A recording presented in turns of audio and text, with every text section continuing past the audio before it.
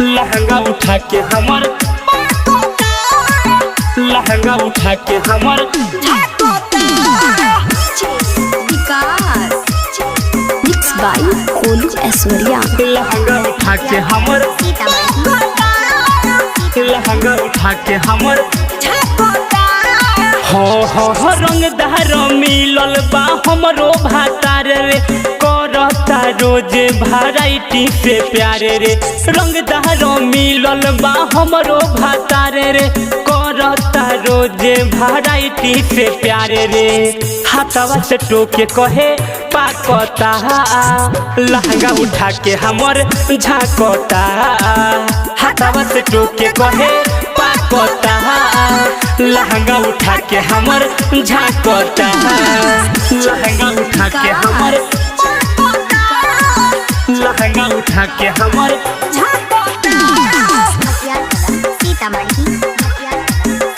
ATR music by सखवा। हो सूते पजरिया तो पथे कमरिया अब का हम करी रे। लेवेला माजा तो देवेला साजा पाजा में उत धरी रे। पाजा में उत धरी रे। हो सूते पजरिया तो पथे कमरिया अब का हम करी रे। लेवेला माजा तो देवेला साजा पाजा में उत धरी रे। घर ही में रोज रोज माकता लहंगा उठा के हमर झाकता।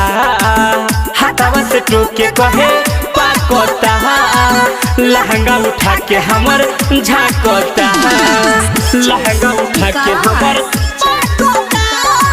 लहंगा उठा के हमर मिक्स बाय कोलू ऐश्वर्या। हो पलंग के पटिया खटिया के रतिया बाटे उ तो तुरले रे। अंदीप अकेला है अमरे सगोलू ऐसन ध के रगड़ले रे। ऐसन ध के रगड़ले रे। हो पलंग के पटिया खटिया के रतिया बाटे उ तो तुरले रे।